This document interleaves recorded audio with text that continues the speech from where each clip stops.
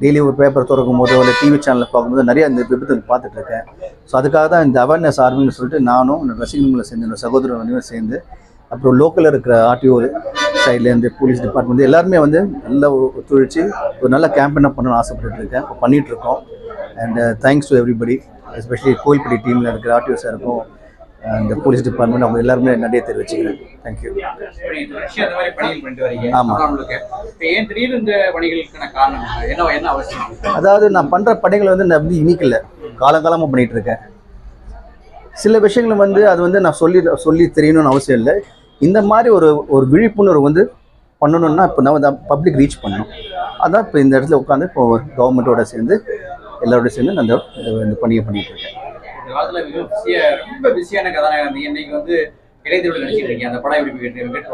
ரொம்ப நல்லா போயிட்டு இருக்கு. புரியல. ரொம்ப நல்லா இருக்கு. நீங்க மிகப்பெரிய ஹீரோ இருந்தீங்க, இப்ப இன்னைக்கு இன்னொரு மிகப்பெரிய 2 லெஜண்ட் சேர்ந்து நடிக்கும் போது மக்களும் நிறைய எதிர்பார்க்கறாங்கல்ல. நிச்சயமா அதுக்காக நடிக்கிறோம். நாங்கள் 2 பேர் சேர்ந்து நடிக்கும் போது நீங்கள் சொன்னீங்க பார்த்தீங்களா, எதிர்பார்ப்பு இருக்குன்னு சொல்லிட்டு. அந்த எதிர்பார்ப்பை வந்து மீட் பண்ணுறதுக்கு தான் ஒரு படத்தை வந்து ஒரு ரேஞ்ச் இருக்குது. அடுத்த ரேஞ்சு கொண்டு போகும்போது அந்த படத்துக்கும் ஒரு நல்ல ஒரு எதிர்பார்ப்பு இருக்கும் மக்கள்கிட்டேருந்து. அண்ட் எங்களை பொறுத்த வரைக்கும் மக்களை வந்து மகிழ வைக்கணும், அவங்கள வந்து என்ஜாய் பண்ண வைக்கணும், தியேட்டருக்கு போகும்போது சூப்பர்டான்னு சொல்ல வைக்கணும். அதுக்காக வந்து இந்த மாதிரி பிரம்மாண்டங்களும் படம் நாங்கள் பண்ணிட்டு இருக்கோம். மற்ற மொழிகளில் தெலுங்கு, ஹிந்தி நிறைய பிரிவுகள் இணைந்து நடிச்சிருக்காங்க. தமிழ் இப்போதான் புள்ளி ஆரம்பிச்சு நினைக்கிறேன். இல்லை, எப்போ ஆரம்பிச்சாச்சு. நான் கல்லூரி வாசலில் நிறைய படங்களும் பண்ணிட்டு இருக்கேன். இன்னைக்கு நேற்று பண்ணல. இப்போ இந்த காலகட்டத்தில் இப்போ நானும் என்னோட சகோதரர் திரு விஜய் அவர்களும் சேர்ந்து பண்ணிட்டு இருக்கோம். அது வந்து பிரபுதேவ் சார் இருக்காரு, நிறைய பேர் இதில் சேர்ந்து நடிச்சிட்டு இருக்கோம். ரொம்ப சந்தோஷமா இருக்கு. அட்லீஸ்ட் இப்படி ஒரு நல்ல ஒரு பிரம்மாண்டமாக படம் வந்து அமைஞ்சிருக்கு. அது வந்து இயக்குனர் வெங்கட் பிரபு அவருக்கு தான் நன்றி சொல்லணும்.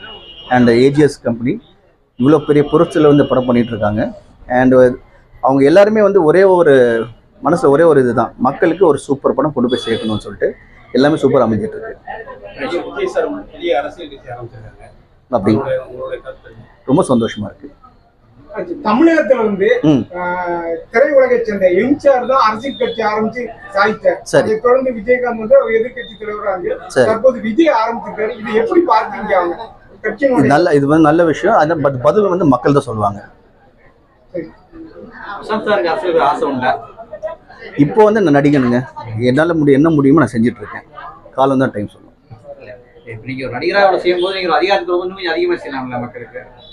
ஏன் இப்போ மனுஷன் சாதாரண மனுஷன் செய்யலாமா? அது இப்போ நான் சாதாரண மனுஷன் தானே, என் கூட போய் இல்லையா கவர்மெண்ட் சப்போர்ட் இல்லையா? கூட பாருங்க நான் பக்கபலமாக இருக்காங்க.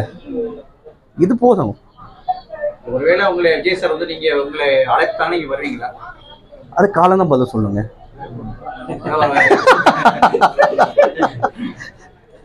அதிகமா நீங்க இப்போ சவுத்ல நிறைய விஷயங்கள் பண்ண சவுத்துக்கு அதிகமா பண்ணும்போது நாங்க நினைக்கிறோம்னா ஒருவேளை விஜய் சாரோட சேர்ந்து நீங்களும் ஒரு அரசியல் பயணம் பண்ணலாமோன்னு உங்க ரசிகர்கிட்ட ஒரு ஆர்வம் இருக்கு, இளைஞர்களுக்கு ஒரு ஆர்வம் இருக்கு.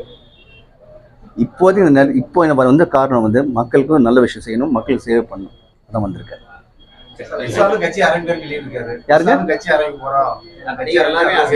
இப்போ கேட்கல.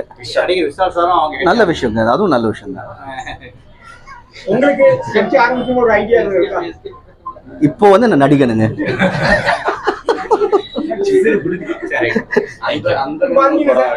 இப்போ தமிழகத்துல வந்து அதாவது நடிகர்களுடைய முன்னணி நடிகர்களுடைய திரைப்படங்கள் திரைவிடுவதற்கு வந்து பல இடையூறுகள் இருப்பதை சொல்லி ஒரு கருத்து இருக்கு. அது உண்மைதான்? அப்படியா? இல்ல, நீங்க சொன்னீங்க, அது ஒரு நியூஸா நான் வாங்கிக்கிறேன்.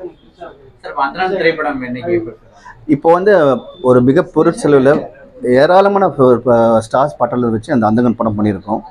நல்லபடியாக மக்கள் கொண்டு போய் ரீச் ஆகணும். படம் ரொம்ப நல்லா வந்திருக்கு. கூடிய விரைவில் அந்த படம் வந்து ரீச் ஆகும். நிச்சயமா நிச்சயமா. அப்போ நான் எப்படி ஒரு புது நடிகனா இருக்கணும். இன்னைக்கும் நான் போகும்போது ஃபர்ஸ்ட் டே ஒரு புது நடிகனா தான் செட்டுக்கு போறேன். நிறைய விஷயம் டெய்லி கத்துட்டு இருக்கேன். சரி, கஷ்டமா இருக்குங்க, ரொம்ப கஷ்டமா இருக்கு. அதாவது நடிகனோட ஃபர்ஸ்ட் அவங்க வந்து ஒரு லேடி. நம்ம வீட்டில் பொண்ணுங்க இருக்காங்க, நம்ம வீட்டில் பெண்கள் இருக்காங்க. ரொம்ப கஷ்டமா இருக்கு. தப்புங்க. அது யார் வேணா இருக்கட்டும், அது ரொம்ப தப்பு. அதான் நம்ம தமிழ்நாடு பண்பாடு ஒன்று இருக்கு.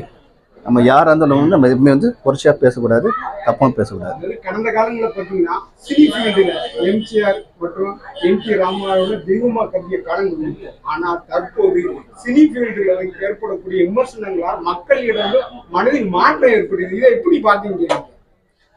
மக்கள் வந்து நல்லது நடந்தால் கண்டிப்பாக வந்து ஏற்றுப்பாங்க. மக்கள் வந்து யாரும் ஏமாற்ற முடியாது. அவ்வளோ முடிஞ்சிச்சு. திரையரங்குகள்லாம் இப்ப பாத்தீங்கன்னா உதயம் தியேட்டர்லாம் சென்னையில பாத்தீங்கன்னா ஒரு காலகட்டத்துல அது வந்து குறியிட்டு ரசிகர்கள் எல்லாம் வந்தாங்க. ஆமா, திரையரங்குகள் வந்து தமிழகத்துல பெரும்பாலும் அதாவது ஃபேமஸா ஓடிக்கிட்டு இருந்த திரையரங்குகளை மூடப்படுது. அந்த திரைத்துறை அந்த திரைப்பட அந்த ஓனர்கள் ரொம்ப கஷ்டமா சொல்றாங்க. இல்லை அதெல்லாம் ஒன்றும் இல்லைங்க. இப்போ ஒரு திரையரங்கு மூடுறதுக்கு சில காரணங்கள் இருக்கும். பட் அதே இடத்துல இன்னும் ஒரு 30 திரையரங்கு புதுசாக ஓப்பன் ஆகிட்டு இருக்கு. அதனால வந்து காலத்து போக்கு மாதிரி டிமாண்ட் ஒன்று இருக்கு. டிமாண்ட் வளர கண்டிப்பாக தியேட்டர் திரும்ப மறுபடியும் வளரும்.